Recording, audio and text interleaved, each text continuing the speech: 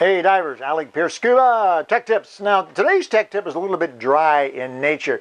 Very important in my opinion, but dry in nature. I want to clear up a couple of misconceptions and also maybe help you a little bit in your regulator purchase or your regulator maintenance. But it's a little bit dry, so if you have a short attention span, you might want to skip to another video. Anyway, we're going to talk about warranties. And the reason why I'm talking about warranties is there's a lot of confusion out there about scuba gear. Let's take regulator computers. Those are the items that usually need warranty service or whatever. Those two items mainly. Let's talk about it very briefly. Sometimes salespeople and dive stores are not completely clear themselves, and it can be confusing. It's confusing for me, and I've been in the business for 50 years. And sometimes there's inconsistency. You go to one dive store, you say one thing, another dive store. So I thought I'd take a few minutes and give you a bit of advice about warranties and explain a few things about warranties, okay? All right, let's take probably the biggest purchase that you're ever going to make, and that is a regulator. Let's talk about regulator warranties. Now, it used to be at one time there was no warranty, or very, very simple warranty, a one-year warranty, as with many, many products these days. And if it broke or if there was a problem with it in the first year, they'd replace it, take care of it. Anything else you needed, regular service, annual service, or whatever it happened to be, you paid for. You paid for the labor, of course, you still do, and you paid for the parts and so on. Now, this is years and years ago. Things have changed a great deal. Warranties have now become part of the sales process.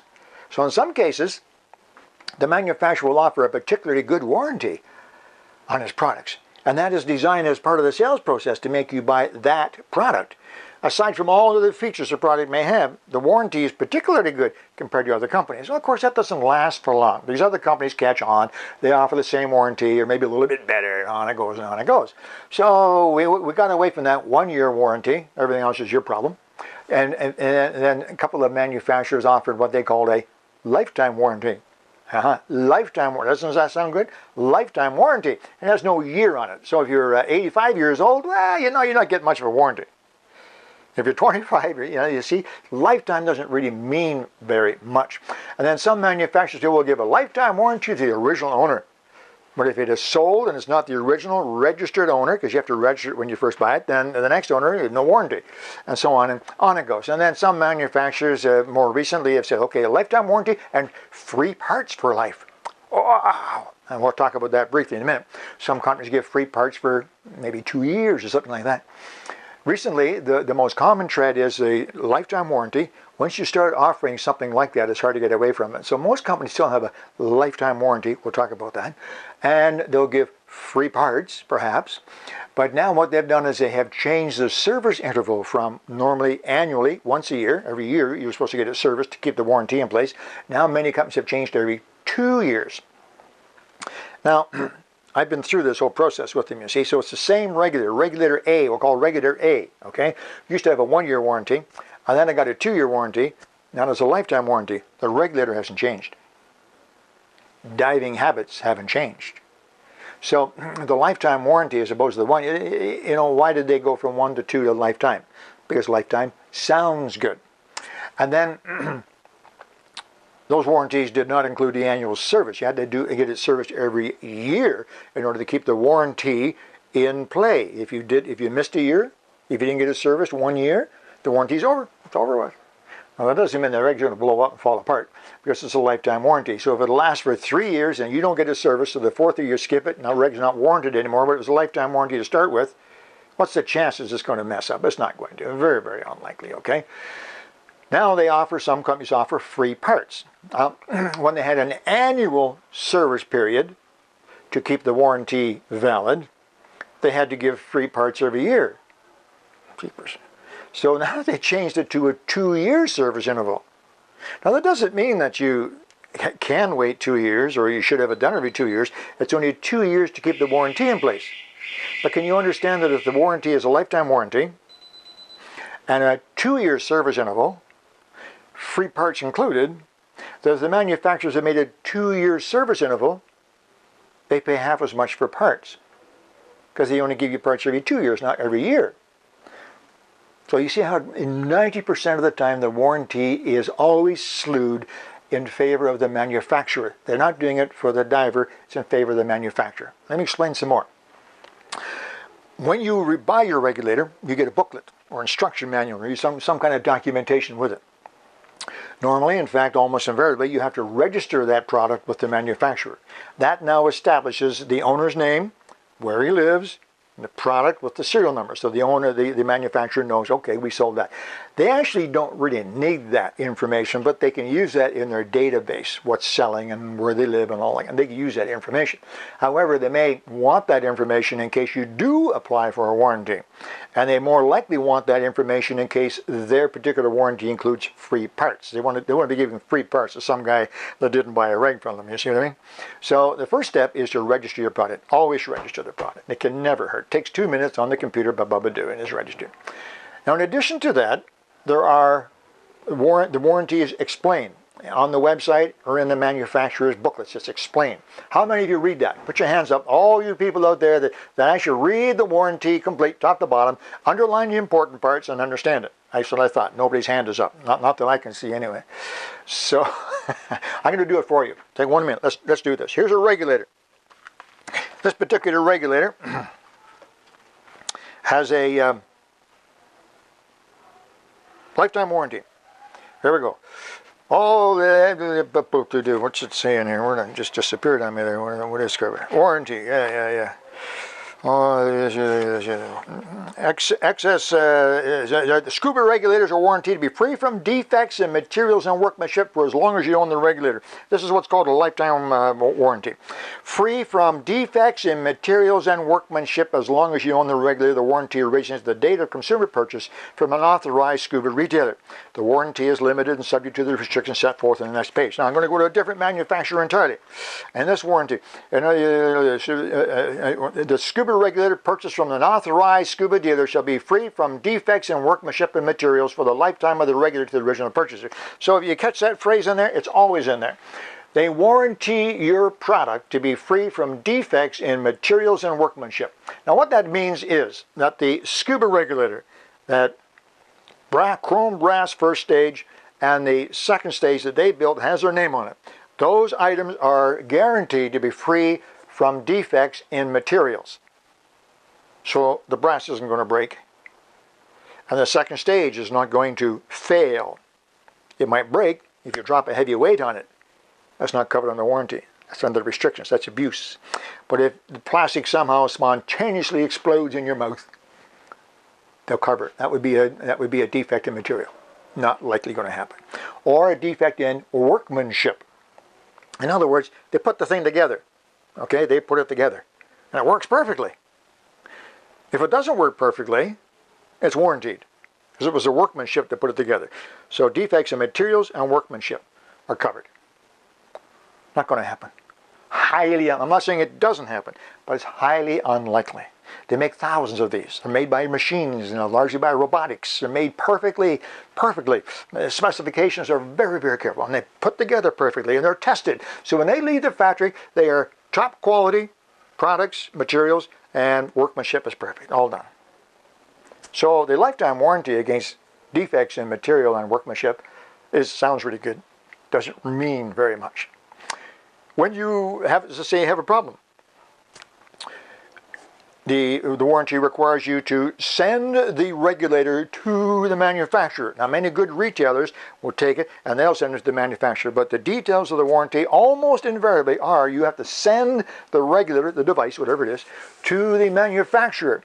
You have to have proof of your purchase, your original proof of purchase. And they then will decide if in fact if the warranty applies. So the manufacturer, when he receives your regulator that you think is not working properly, he will take a look at it, he will test it and put it through its paces, and he will decide, the manufacturer will decide whether or not there's a defect in materials or workmanship.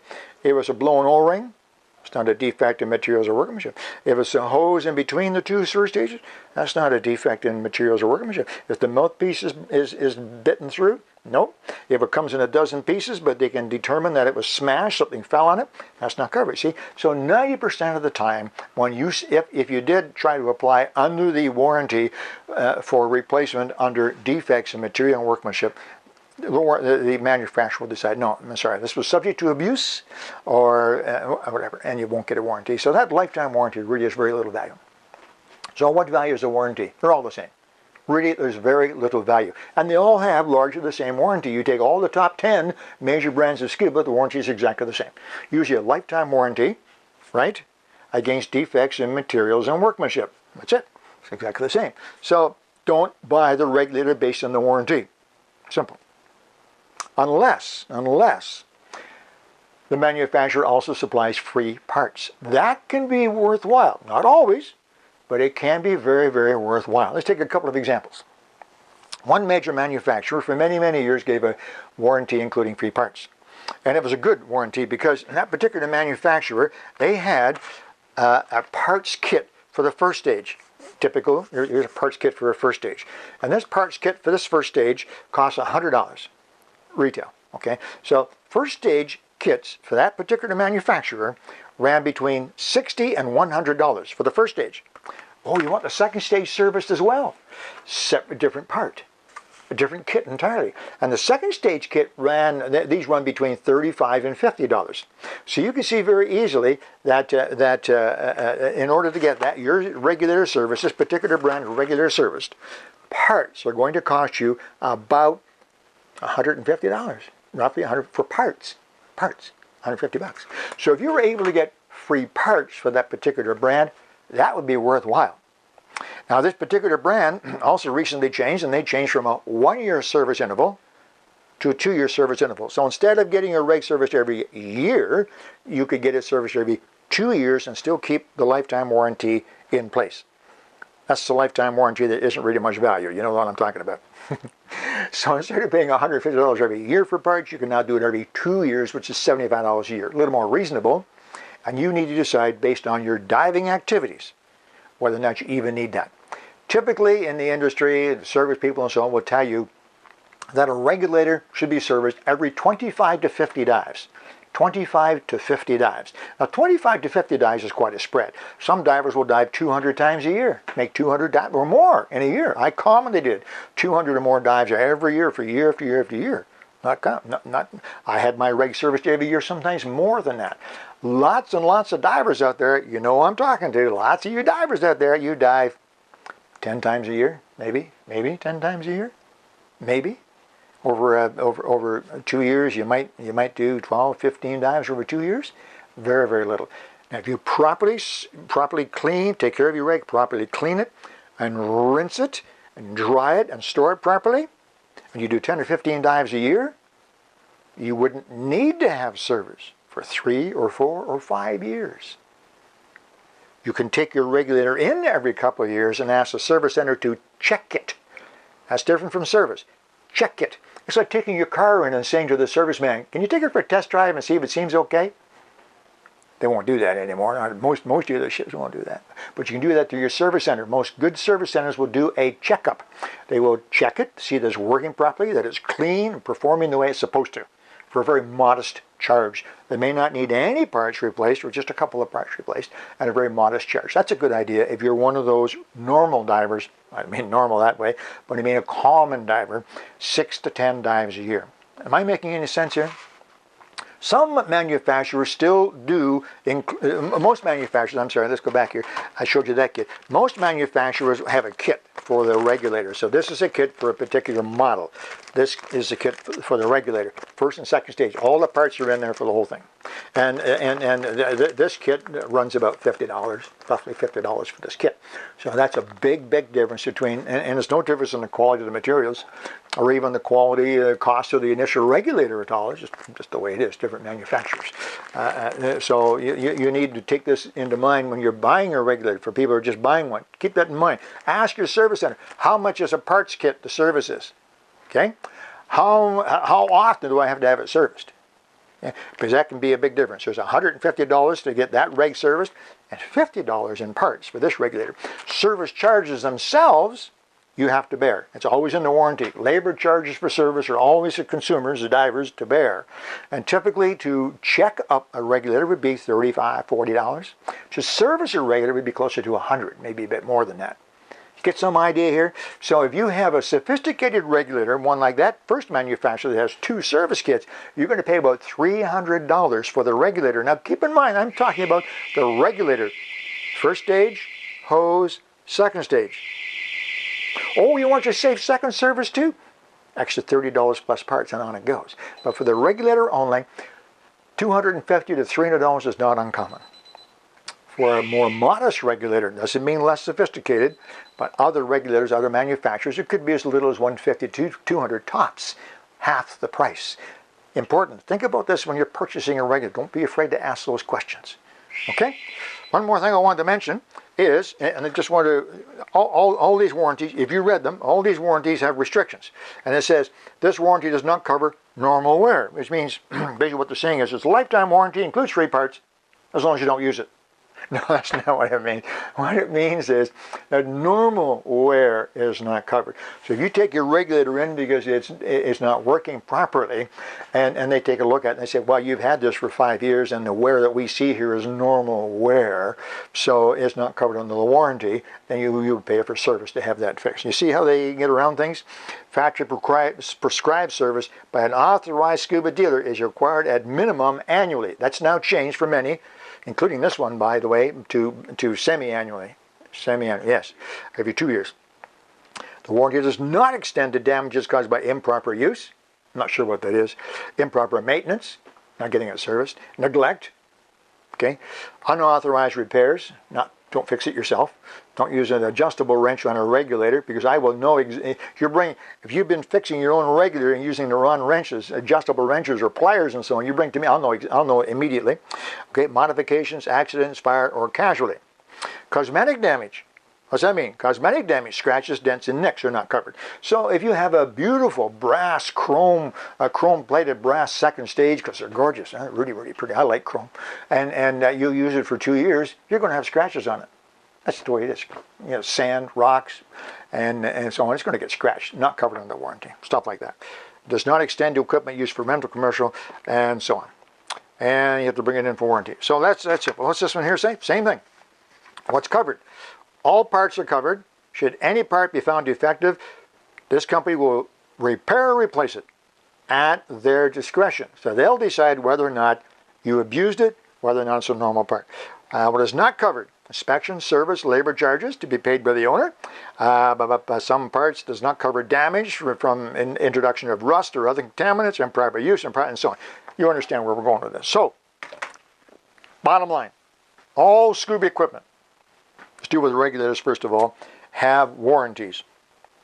Generally speaking, you'll find they're a lifetime warranty. And sometimes the Scuba dealer will make it, this regulator is a lifetime warranty. They all do. And the lifetime warranty applies to defects in materials and workmanship, which isn't going to happen. So that lifetime warranty, just put that to one side. Some regulators will include free parts. Check the price of those parts. If it doesn't have free parts included, check the price of the parts. If it does have free parts included, not a big deal, but it doesn't hurt to ask. Find out the service interval. Okay, is it going to be a 1 year or 2 year recommended service interval to keep the warranty in place? Now, if the warranty includes free parts, you want to keep it in place because you get free parts if the warranty is in place. So that can be quite important as well. So check all of those things and keep them in mind you're buying regulators. Regulators are a lot like automobiles. I often use the analogy.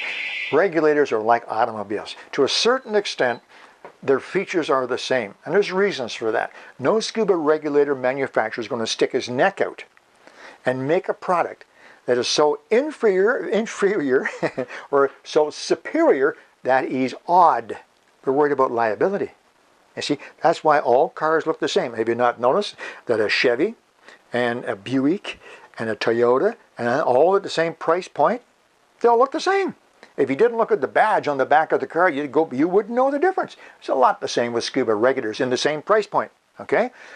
They're all exactly the same, partly liability reasons and manufacturing and costs and so on. So don't get too hung up on brand names nor on warranties. Check for the warranty, check for the service interval to keep it in place, and check for those free parts. That can be a really big deal. I don't know if any of that was valuable to you, but at the very least it'll encourage you to look at your warranty, see what's, if you're buying in particular or if you're not, and see what's actually included in there. Ask your dealer. If you don't get a straight answer from the dealer, call the manufacturer. They'll give you a straight answer. Hey, I told you it was a dry topic, but it's important too. I hope that was of some interest to you. Keep those comments coming. I love them. Alec, Peirce, Scuba. See you again soon.